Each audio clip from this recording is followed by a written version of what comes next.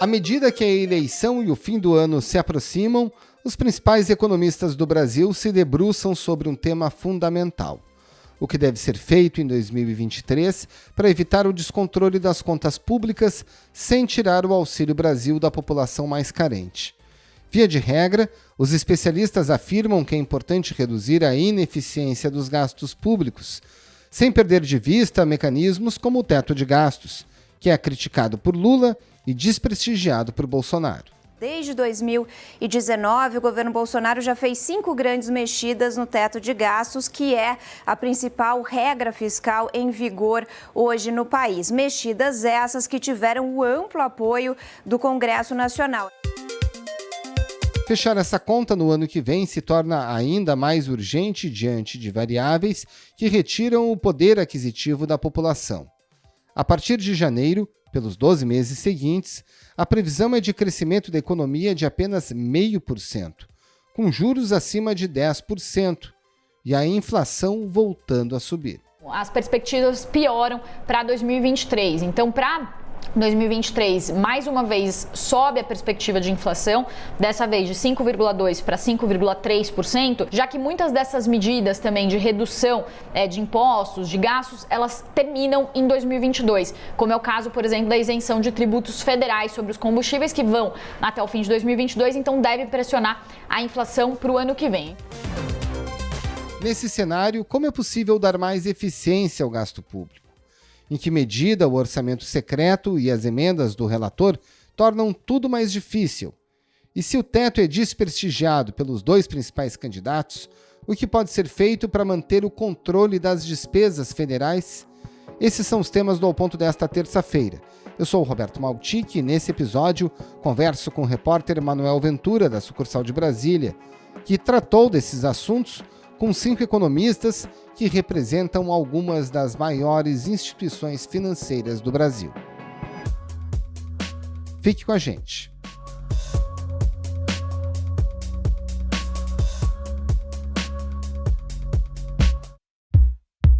Manuel Ventura, de onde veio a ideia, de só ouvir economista-chefe de banco grande, seja de varejo ou de investimento, para falar sobre os próximos meses no Brasil, a partir de janeiro do ano que vem, Olha, Maltic, a ideia foi tentar colher as impressões e as visões dos grandes bancos do mercado financeiro, quer dizer, do mercado financeiro a respeito do que essas instituições financeiras esperam da parte fiscal, da parte das contas públicas para os próximos meses e para os próximos anos. Para além da discussão acadêmica, da discussão partidária, que é também muito importante, mas também saber o que essas pessoas que acabam no fim do dia decidindo onde vai grande parte do dinheiro do país, como é que a política econômica do mercado vai ser voltada, discutir o que é que essas pessoas, o que é que esses tomadores de decisão acreditam ser mais importantes para o país neste momento. Pois é, e aí a gente começa falando de pobreza, Diante desse profundo quadro de pobreza, aliás, teve um estudo que foi divulgado na segunda-feira chamado Boletim Desigualdade nas Metrópoles, Ele apontou que quase 25% da população das grandes cidades, ou seja, quase 20 milhões de pessoas hoje, vivem com até R$ 465 por mês. Algum desses economistas considera viável simplesmente acabar com o auxílio de R$ 600 a partir de janeiro do ano que vem? Olha, Maltic, esses economistas eles não discutem o mérito, se o mérito é ruim, o mérito não é ruim do auxílio de R$ 600. Todo mundo acha que realmente a pobreza tem aumentado, isso precisa ser combatido de alguma maneira e o Auxílio Brasil de R$ 600 é uma boa saída para isso, na opinião desses especialistas. Entre os que buscam o auxílio do governo estão pessoas em condições de extrema pobreza, ou seja, quem vive com até R$ 105 por mês por pessoa em casa. São R$ 3,50 por dia. Dito isso, dito que do ponto de partida as pessoas consideram que um programa social focalizado, um programa social executado dessa forma como o Auxílio Brasil está sendo feito, ela pode ser positiva em muitos aspectos. O problema é quando tem todo o conjunto disso, de como você vai bancar esse programa no longo prazo. E, claro, o programa tem questões de desenho, tem questões de estrutura social que, para alguns especialistas na parte social, e não apenas nas partes das contas públicas, mas na parte social, tem problemas de desenho ali que precisam ser endereçados. Mas, de toda forma, os especialistas do mercado financeiro acreditam que o programa é importante, que o programa está endereçando assuntos importantes, mas o problema é como você vai financiar para essa conta do programa, no fim, não acabar voltando para o próprio cidadão de baixa renda que está recebendo o benefício hoje. Pois é, mas só o gasto com o Auxílio Brasil em 2023 de R$600 seria de 150 bilhões de reais. E todos esses economistas com os quais você conversou afirmam que é importante ter um limitador, um teto de gastos. Só que tanto o Lula quanto o presidente Bolsonaro, os principais concorrentes nessa eleição presidencial, não parecem prestigiar muito esse instrumento. Na avaliação deles, como será o teto a partir do ano que vem? Olha, de modo geral, os economistas de instituições financeiras acreditam que o teto de gastos, neste formato que ele tem hoje, ele não se sustenta a partir do próximo ano. Porque, na visão desses especialistas, o teto de gastos ele não vai conseguir comportar no próximo ano a necessidade de o Auxílio Brasil numa dimensão que ele tem hoje, de 150, 160 bilhões de reais, um possível reajuste de salário para os servidores públicos, que está congelado desde 2019, então os economistas acreditam que, seja qual for o governo do próximo ano, vai tentar tirar esse assunto da frente e conceder um reajuste salarial aos servidores, e também o teto não comportaria a necessidade de aumentar investimentos pontuais, por exemplo, em infraestrutura de algumas rodovias. Então, tem algumas necessidades de aumento de gastos que não estariam comportados por esse formato atual do teto de gastos.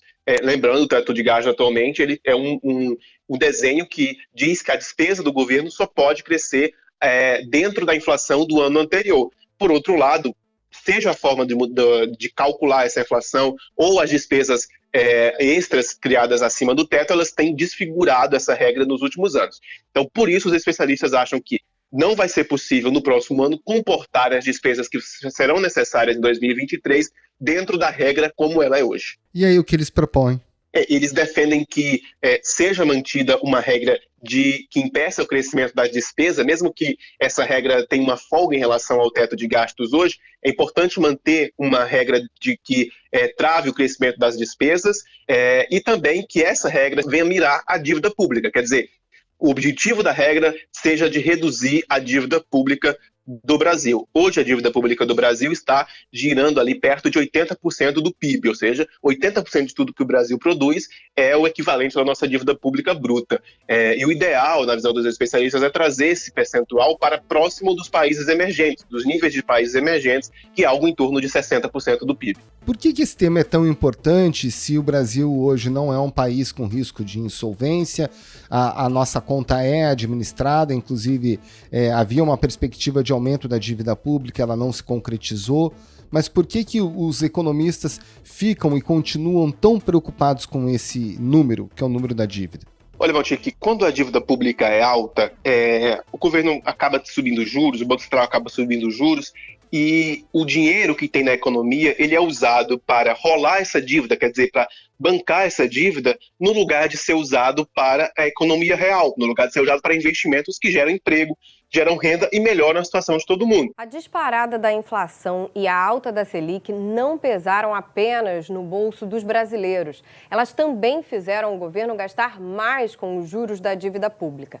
As despesas subiram de 312 bilhões de reais para 448 bilhões de reais no ano passado. Então, por exemplo, a partir do momento que a gente tem um juro na casa de 10% ao ano para cobrir essa dívida, o empresariado, as pessoas com dinheiro para investir vão preferir colocar um dinheiro para rolar a dívida do governo do que para gerar emprego, gerar renda, porque é mais fácil ganhar dinheiro dessa forma do que com a economia real. Então, acaba criando uma bola de neve. A partir do momento que aumenta-se juro para cobrir essa dívida, se coloca mais dinheiro porque a dívida está sendo remunerada, então não consegue gerar emprego pela economia real. Então isso cria um impasse na economia, a economia não consegue se desenvolver e, no fim das contas, o Brasil não cresce diante dessa necessidade, desse dinheiro que está sobrando ser usado para bancar o próprio governo do que para bancar investimentos na economia real.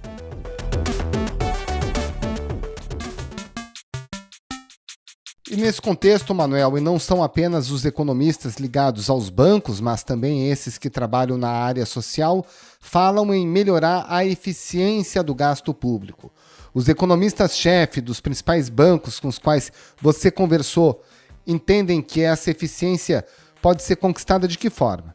Olha, os especialistas costumam dizer muito que as despesas públicas no Brasil, a gente tem uma dificuldade no Brasil de cortar despesas públicas ineficientes. Institui-se um programa, institui-se uma despesa, aquela despesa pode até passar por uma avaliação para mostrar que aquela despesa é ruim, ineficiente, é uma despesa que aumenta a desigualdade, por exemplo, mas, por outro lado, é uma despesa que não é capaz de ser cortada, porque as forças de pressão elas são muito grandes. Então, o Brasil acaba transformando, com muita frequência, programas provisórios em permanentes. O Auxílio Brasil de R$600, por exemplo, ele no papel dura até apenas o fim deste ano, mas todo mundo sabe que esse valor vai ser permanente no próximo ano. Então, o que os especialistas defendem é fazer um pente fino no orçamento, dizer isso é possível cortar, isso daqui não é possível cortar, esse gasto é mais eficiente, esse gasto é menos eficiente. É importante lembrar que o gasto do Brasil, do governo federal do Brasil hoje, é de R$1,6 trilhão por ano, sem contar os gastos da dívida pública. Ou seja, é um gasto bastante elevado, que é coberto com impostos, coberto com juros, e tudo isso precisa ser reavaliado para fazer que as despesas mais importantes do orçamento sejam, de fato, executadas com algum conforto e tirar as despesas mais ineficientes. Pois é, e parte desses economistas com os quais você conversou já foram do governo, eles conhecem as contas públicas por dentro, por fora, conhecem a arrecadação, também conhecem as despesas.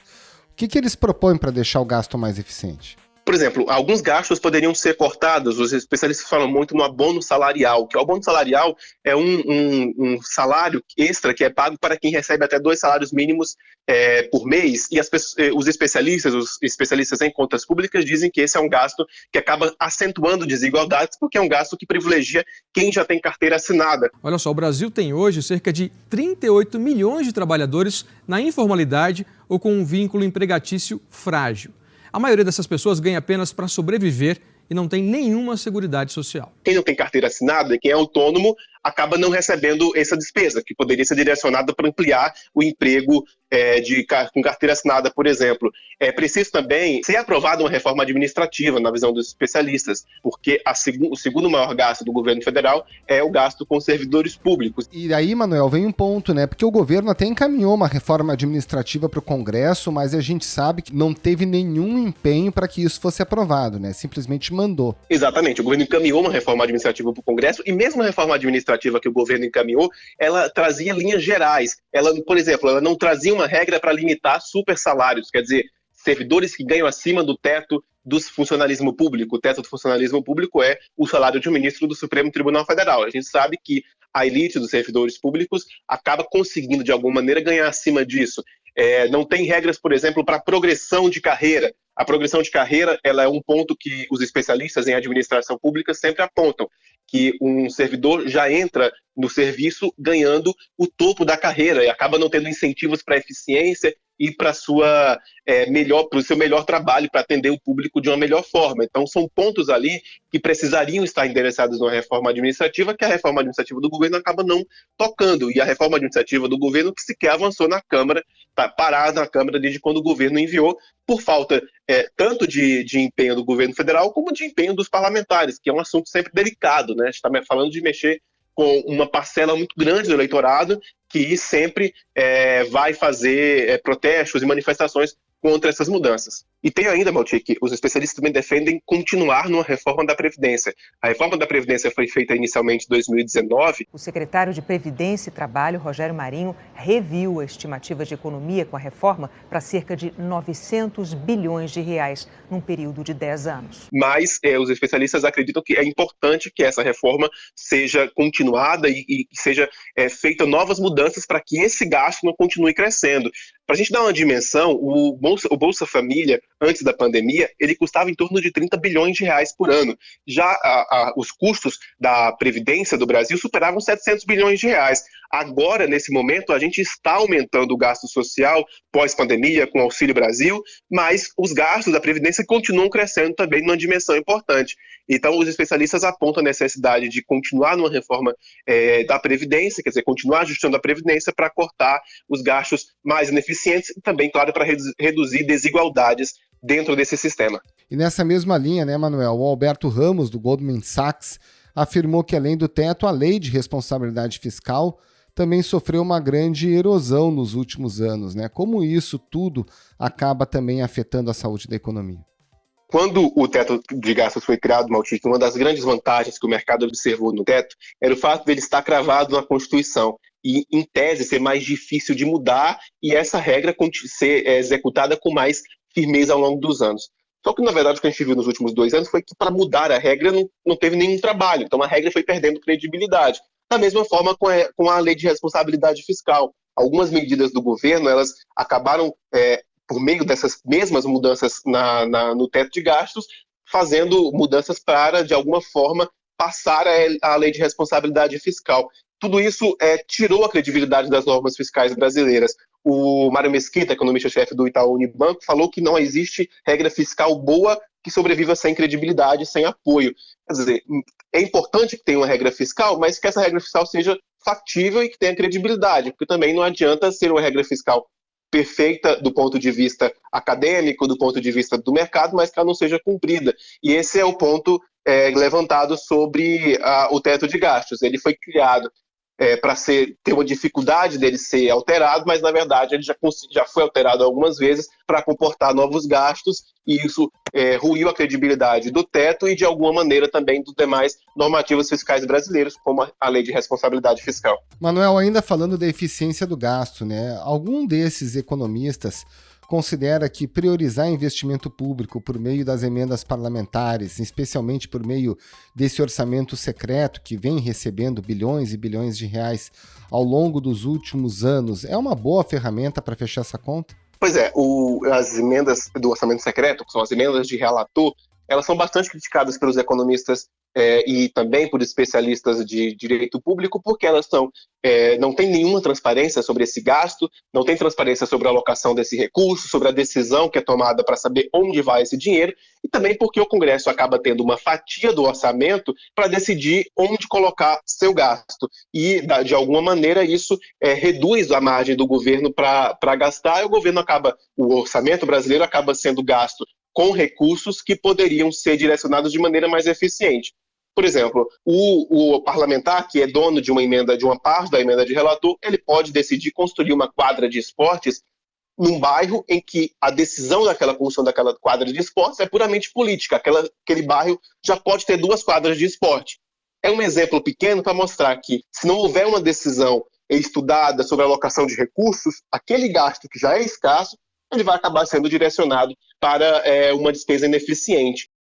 Se a gente comparar apenas 2018, que é o último ano da gestão Michel Temer, com 2021, que é o último ano fechado do presidente Jair Bolsonaro, a gente consegue observar um crescimento de 195%. Ou seja, essas verbas praticamente triplicaram entre um governo e outro. E tem um ponto importante também sobre as emendas de relator, que o Jefferson Bittencourt, que é da ASA Investimentos e ex-secretário do Tesouro Nacional, ele destaca que o Congresso já tem um pedaço da despesa reservada para ele com as emendas de relator. Então, uma das grandes vantagens que os economistas diziam que o teto iria ter, e que acabou não sendo concretizada, era o fato de o teto obrigar a haver uma discussão sobre recursos, sobre quais seriam os recursos a serem priorizados. A partir do momento em que o Congresso já tem uma parte do orçamento para ele gastar da forma como ele quiser, não existe mais essa discussão, porque o que é do Congresso já vai estar garantido. Então, esse ônus de cortar despesas não vai existir. Ou seja, é ineficiente a emenda de relator, tanto do ponto de vista de escolha de investimento, de escolha de onde melhor colocar o dinheiro público, como na escolha de alocação de recursos como um todo dentro do Orçamento Geral da União. Pois é, ele falou, né, que houve uma perda de interesse em discutir a despesa como um todo. Então, de fato, o que ele está dizendo é que os parlamentares pegam o seu quinhão e não olham como se gasta globalmente em saúde, educação, saneamento, desenvolvimento regional, né? Aí fica difícil ter eficiência. Exatamente. O Congresso já começa o orçamento reservando 16 bilhões de reais, por exemplo, para gastar com emenda de relator, que é o valor deste ano, e 16 bilhões que vão ser gastos como os parlamentares aliados ao governo federal e aliados ao comando do Congresso quiserem. E o todo disso não é discutido de uma maneira que seja adequada para a necessidade de investimento do país.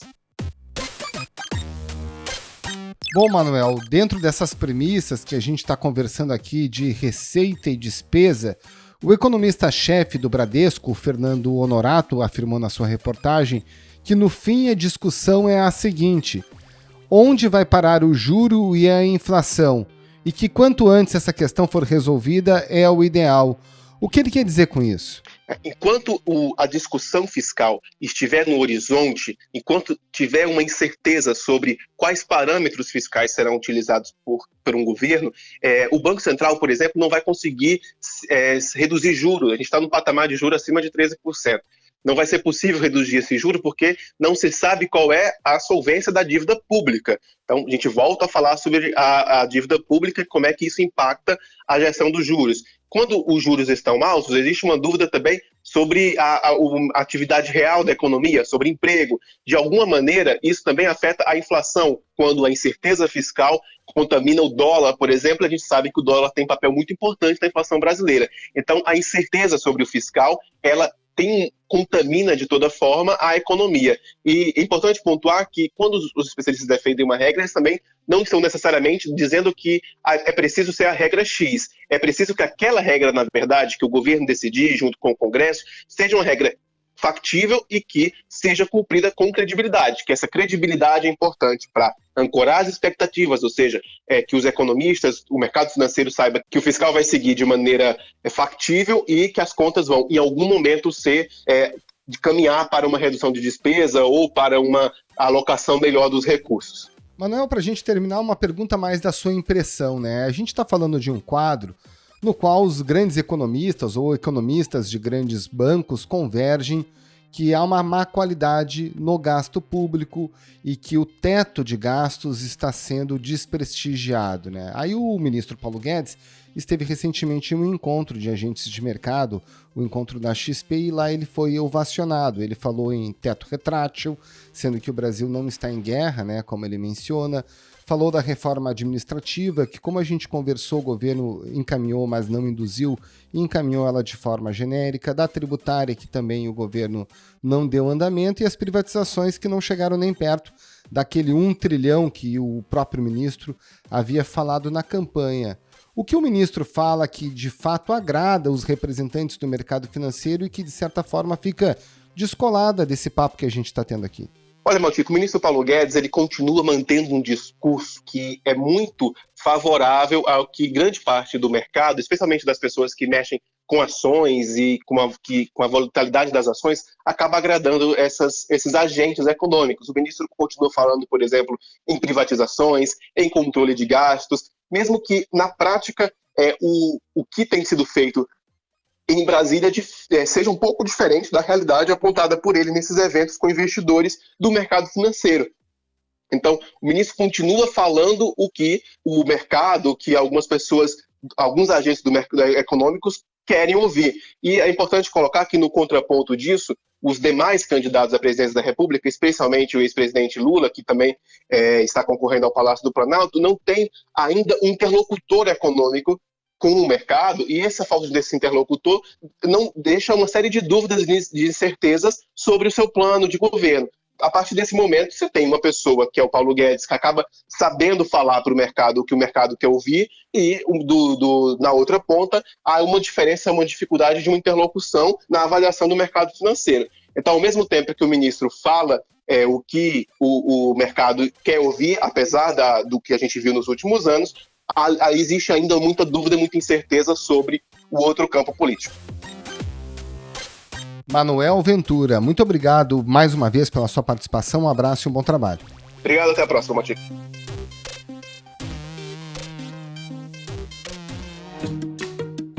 Esse foi o Ao Ponto de hoje, o podcast diário da redação do Globo. Nessa conversa, a gente conta com a participação de toda a equipe do jornal, as mesmas pessoas que levam até você informação e análise de qualidade todos os dias.